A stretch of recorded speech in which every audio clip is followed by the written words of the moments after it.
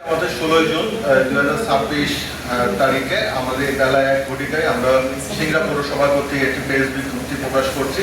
আমাদের আজকে প্রেস বিজ্ঞপ্তির বিষয় হলো পৌর কর পুনর্মূল্যায়ন সংক্রান্ত বিভ্রান্তিকর অপপ্রচারের বিষয়ে আমাদের পৌরসভার অবস্থান। সম্মানিত সুধী, আসসালামু আলাইকুম।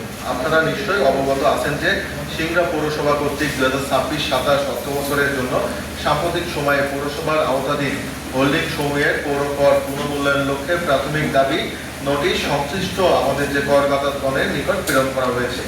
উক্ত দাবির নোটিশকে কেন্দ্র করে দুই একটি স্বার্থন্বেষী মহল জনসাধারণের মধ্যে বিভ্রান্তি সৃষ্টি এবং পৌরসভার ভাবমূর্তি পূর্ণ করার উদ্দেশ্যে অস্বাভাবিকভাবে কর বৃদ্ধি করা হয়েছে মর্মে প্রকাশ অপপ্রচার চালাচ্ছে। এই বিষয়ে আপনাদের মাধ্যমে পৌর নাগরিক বৃন্দকে বিভ্রান্ত না হওয়ার জন্য আহ্বান করছি এবং সে লক্ষ্যে আজকের এই সংবাদ সম্মেলন।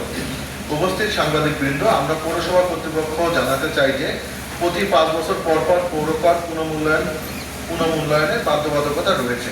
পৌর কর পুনর্মূল্যায়নে স্থানীয় সরকার পৌরসভা আইন ও প্রচলিত বিধিবিধান অনুসরণ করে সম্পূর্ণ স্বচ্ছ ও নিয়মতান্ত্রিক পদ্ধতিতে সম্পন্ন করা হয়েছে।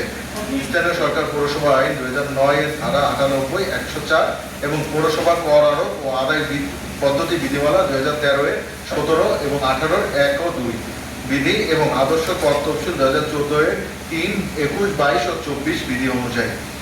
প্রাথমিক দাবি নোটিশ কোনো চূড়ান্ত কর নির্ধারণ নয়, বরং এটি একটি প্রাথমিক মূল্যায়ন, যার বিষয়ে করদাতাগণ নির্ধারিত সময়ের মধ্যে আপত্তি সংশোধন ও পুনর্বিবেচনার আবেদন করার পূর্ণ সুযোগ এবং অধিকার তারা পাবেন।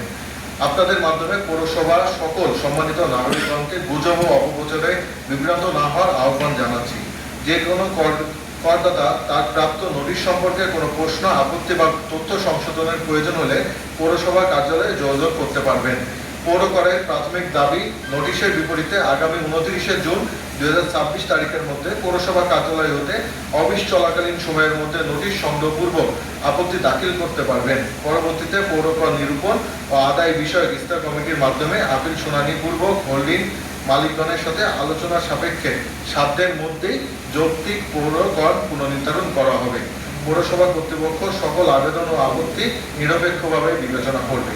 এই বিষয়ে সর্বসাধারণকে বিচলিত না হওয়ার জন্য বিশেষভাবে অনুরোধ জানানো হচ্ছে।